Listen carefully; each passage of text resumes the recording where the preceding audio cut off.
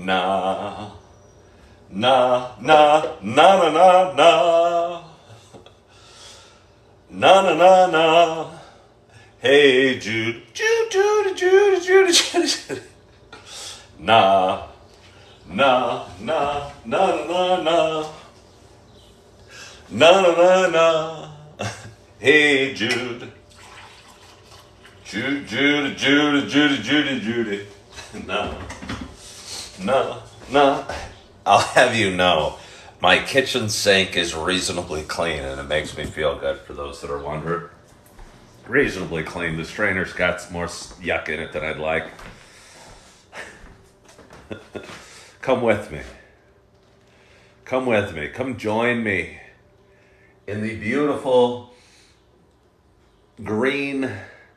Look at that, my little Frisbee golf set right out there.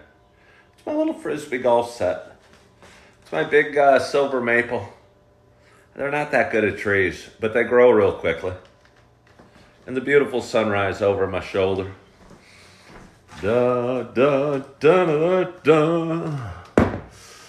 Ba da da da.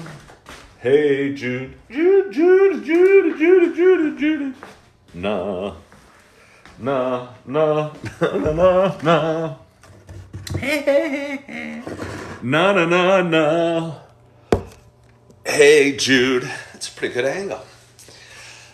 By the way, when you got a 2-year-old, this is a pretty good toy for a 2-year-old. It's kind of funny. You know, it's a telescope, it's a noisemaker, it's a drum thing, it's a weapon, it's a sword. I don't know. These toy companies have us scammed, and we go buy presents for our little ones. When I'll tell you what, nothing probably could make this my little nugget of love Augie happier when I'm going like this, or I'm bonking my head, or we're sword fighting, or I mean, even if you got bored of it, you can tear it up and shred it up. Maybe I should go in. Doing a lot of thinking today and wondering, hello, Jennifer Baker. Hello, Tara. Thank you. Thank you all for joining. Been doing a lot of thinking this morning. I like that my brain is still working on opportunity, even despite the challenges that I am facing. And when I see this, I don't see a paper towel roll. I see it as $1 million marketing idea. We'll call it something silly, and I know this name's been used, but like the Whammo. We'll paint it a bright color. I don't know what else we'll do. And we'll just have me on the commercials going, hey, get yourself a Whammo. I'm serious. I think it's a big, I mean, my son loved it. I was going like this. Ooh. Thought that was neat. Or it's a telescope. I'm telling you. Little boys are so simple. I don't know. Anyway, good morning to you. My name is Ken Tracy, and this is Coffee with Ken. It is Wednesday morning. I wonder if you guys really enjoy me singing the Wednesday morning to you. And Wednesday morning, I think it's May 10th. Shoot, where's my watch? Somebody's going to have to be in charge of my time. It's going to stress me out. I might need to find my watch. Should we go find my watch? I don't want to worry about my watch. Let's go find my watch. Again, it's Thursday, May 10th. Pardon me for going into my... There's my watch. Happiness is not worrying about the time.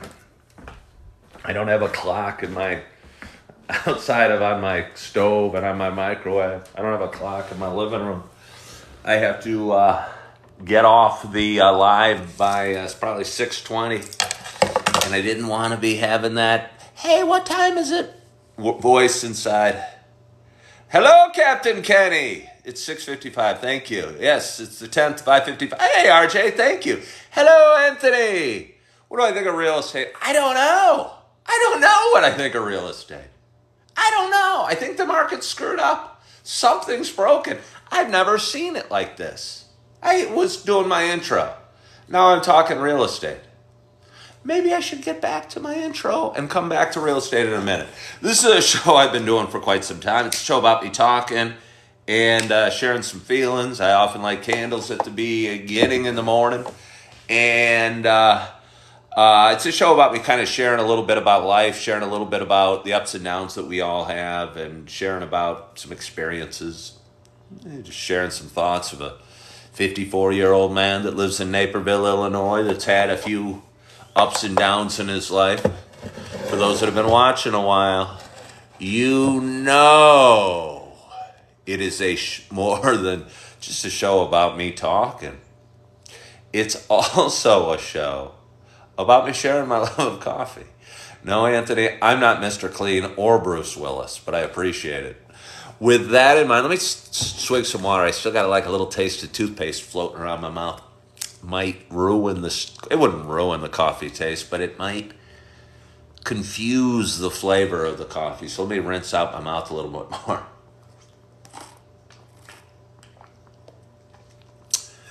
Somebody brought up Vin Diesel. Oh yeah, I want to take that first sip. I'm so excited to take my first sip because I got a hot cup of coffee in front of me, and it's Wednesday morning, which to me, for those that have been watching, knows it feels like a Monday morning. Because I'm currently working in a retail job and I have Tuesdays off, and so I feel like Tuesdays are my weekend. It's a very short weekend. We got to form a union and negotiate that my weekend isn't long enough because my weekend is just Tuesday. But anyway, I'm excited to have my very first sip of coffee on this Wednesday morning. My only hope is that wherever you are, whatever you're doing, you have a cup of coffee in front of you as well.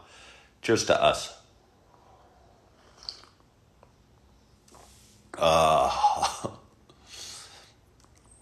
Oh yeah. Oh yeah. I mean it. I think I really mean it. I think I was sitting here by myself, I'd take that sip and had that same response. Let me try it again.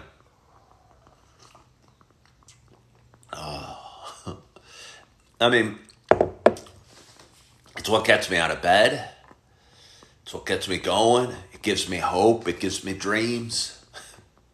Again, it gets me out of bed. Otherwise, I'd still be sitting in bed going, crap. I've used this voice a lot lately, this hiding underneath my covers going, crap. Crap. Oh, great to hear, Marianne. Crap. Jerome says I'm handsome. Good morning, Jerome. Why do men find me so dang attractive? I appreciate the compliments, but it's not my cup of tea. I like women. I wish women liked me half as much as men did. Whatever. I guess I'll just have to take the comments. I'm working on the Atlanta Hartsfield Jackson International Airport. Good morning, German kid from Atlanta. It also has to do with my great personality. I don't know what that means, why men like me. I think I'm a little bit I think I'm in touch, kind of in a guy way, in touch with my feminine side. So that might, make certain guys think, I don't know. I don't want to go too far down that rabbit hole. But it's interesting. I don't know, not that interesting. What women love you? I don't know if women love me. I know a few women that have loved me. But it seems like a lot of men, maybe men are just more aggressive with their opinions. Maybe if a man likes you, he really lets you know. This is how women feel. I'm not just a piece of meat. You can't call it me. I'm not an object. I want to be respected for my mind. You men, you're pigs, all of you. So, anyway, what was I saying? Oh, Vin Diesel. I saw a movie last week. I saw Air, which I think was pretty good. I thought Ben Affleck's character was a little distracting in it because I'm looking at it and going, that's Ben Affleck. Even though Matt Damon was in it, but I fell into Matt Damon's character and I didn't fall into Ben Affleck's character. But that's not the point of my story. That's not the point of my story at all. My point was, I saw a movie, and it's and somebody brought up Vin Diesel. I think he's been since muted. what was the movie? Fast and Furious, that whole thing. I mean, they crank out like 1 million of those now. But Vin Diesel's, probably my age, so he's probably mid-50s now. And when he started in this, it was probably at least 20 years ago.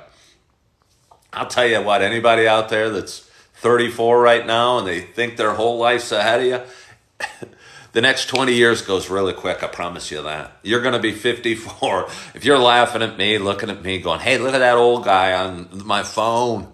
I'm 34, I'm young, and I'm hip. I'm going to the bars tonight. You're going to be 54 tomorrow morning. You're going to wake up and you're going to be 54. I promise you. But anyway, that happened to Vin Diesel too. And he looks a little, we all age, 20 years goes, and we're probably roughly the same age. And there's a new Fast and Furious come out. And I'll tell you what, I don't think I've ever seen one of them. And there's like 100 of them. I don't think I've ever seen one of them. But anyway, he has almost like superhero driving powers. Like the bad guys will be coming to get him, and he can use his car to like do flips off a bridge and crash helicopters somehow. At least it looks like it in the previews. Maybe kind of want to go watch it. Does anybody want to go watch the new Fast and Furious with me? Anyway, I might go see it. It might be my first one. I always kind of liked Vin Diesel. I don't even know why. I think he had a really good character in a brokerage movie I watched. What was it called? A really good brokerage movie with Giovanni Ribisi, where he started out as a blackjack dealer and became a broker and was really good at it. And all the guys were driving fancy cars. And Vin Diesel had a good character in that movie. And it's a really good movie. Boiler Room, great movie. Great movie. Great movie. I thought. And again, I was into blackjack and I was into stock brokerage, so maybe that's why it touched me. And I had a fancy car or two at one time. Maybe not as fancy as they did, but they were fairly fancy. I think, and Ben Affleck was in that, ironically, for a bit. And that's a really good movie, and I think it really does a good job of portraying the brokerage business that I experienced in the late 80s, early or mid 90s, and what the brokerage business was, and what the cold calling business was, and the lines we used, and the attitudes we had, that we were cool because we made a lot of money, and just the attitude of everything. And if anyone out there wants to see a good movie that portrays what the brokerage business was like in the 90s, I say Boiler Room's, Wall Street obviously is a classic, and Wolf of Wall Street, there's a lot of goodness to that. But I think Boiler Room does a really good job of portraying what I experienced in my brokerage career. And if you know anybody that ever says they were a stockbroker back then, that's it. But Wolf of Wall Street, there's a lot of truth. It's weird. Can't talk about this because I'll get in trouble. Occasionally I'll run across some guy that was, or a woman even, that was in the brokerage business. I used to work at Lehman Brothers and Bear Stearns, and both those companies disappeared in 2008 during the, whatever it's called, the housing crisis in 2008. And worked at a few different brokerages in the 90s, and there's scenes out of Wolf of Wall Street where they're, being lewd with women and throwing little people like as if they're darts and stuff like that. That was almost, the attitude was almost, it was fairly real. And I believe it went on because I saw stuff that went on in an office that I'm still, and I might have said this before, I still can't believe I saw some things that I saw in a office where people are wearing ties and there's women present and there's bosses present, and how different society has become in the last 30 years. Because 30 years ago, there was no do not call list. There was no such thing as sexual harassment. Maybe there was, but boy, you could do or say anything almost. I can't believe it. I can't tell you the exact stories. Because seriously, I'd get arrested for telling you the stories. But occasionally it's funny when you run across a guy. Hey, thank you, Jennifer Baker. When you run across a guy or a girl that was working in the industry back then and you're going, did this really happen? And they'll go, yeah. I go, wow, can't believe it. But anyway, let's drink a little more coffee. It's good. I'm fortunate in life to have good friends. I talked to 2 friends already this morning before 6 o'clock. I had 2 people reach out to me at around 5:30, and I was up at like 5 going, crap, back in my hiding under the cover bed voice. Crap, I'm scared. What do I do? What do I do? What do I do? And had to talk to a friend. And I'll tell you what, a friend that's a good listener, and it's so valuable to have somebody that's a good listener and is less anxious to tell you what you need to do or throw out unsolicited advice, but just will listen and understand and let you be heard.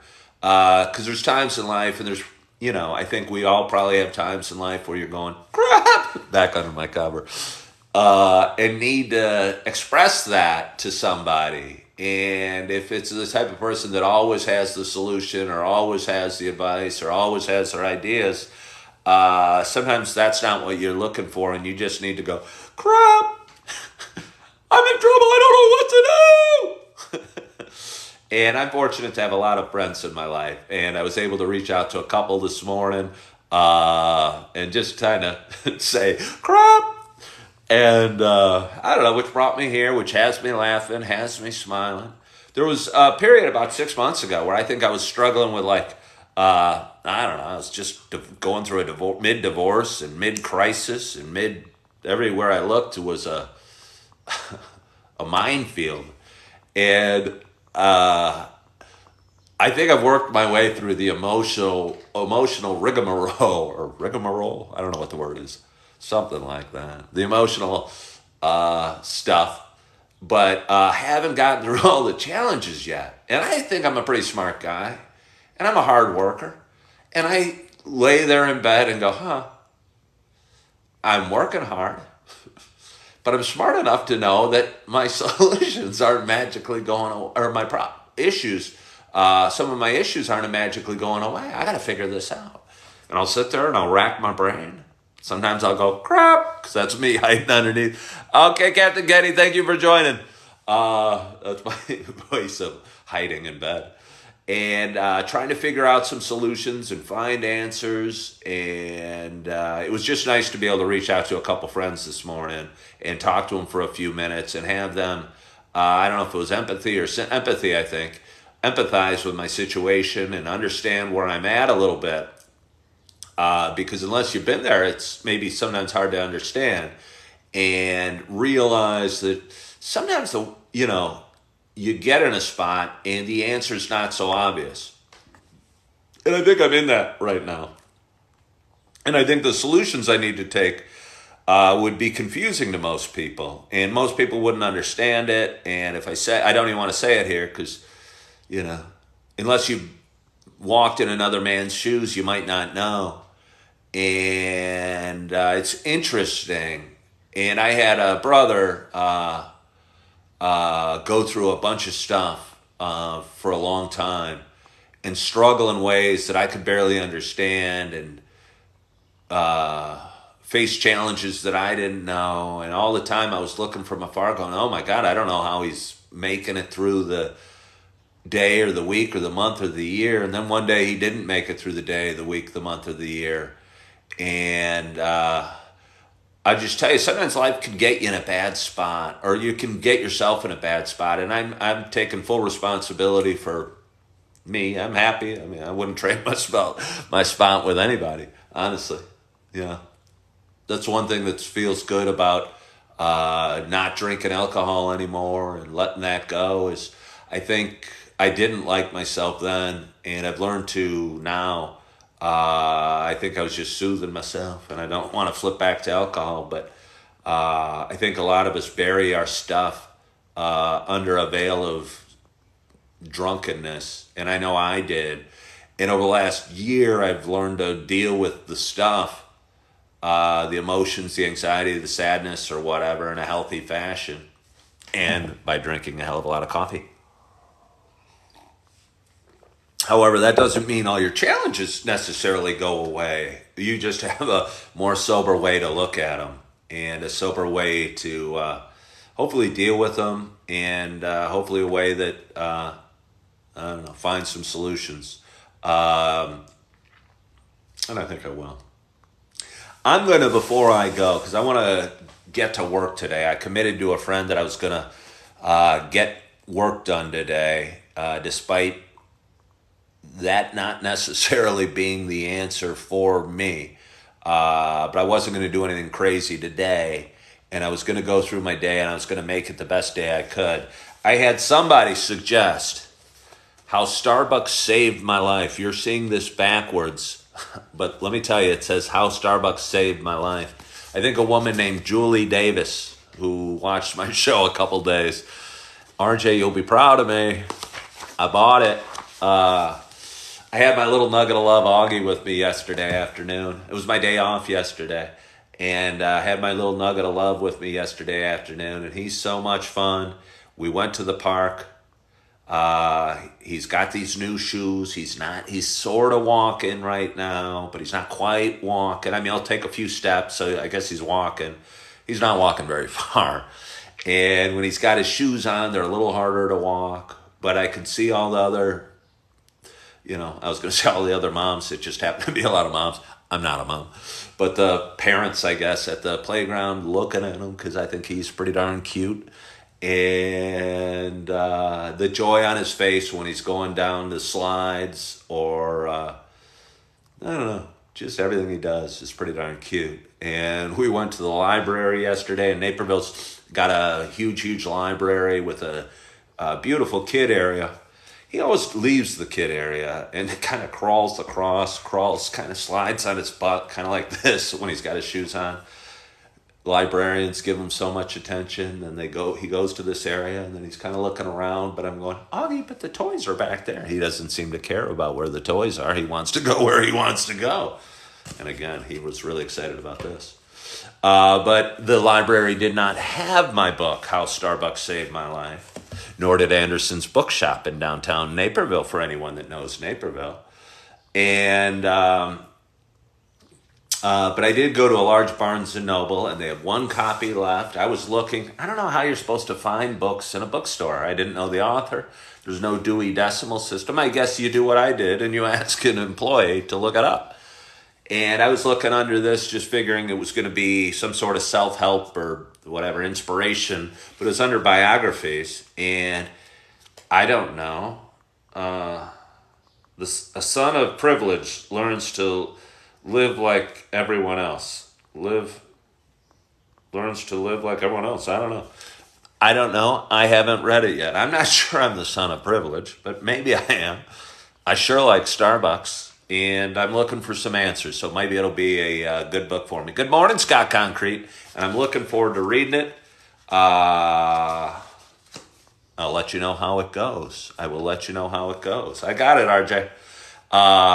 It was $18 at Barnes & Noble when Anderson's Bookshop was going to sell it for $13. I bet I could have got it for like a $10 on Amazon, but I committed to buying it yesterday. Good morning, Katie. I committed to buying it yesterday.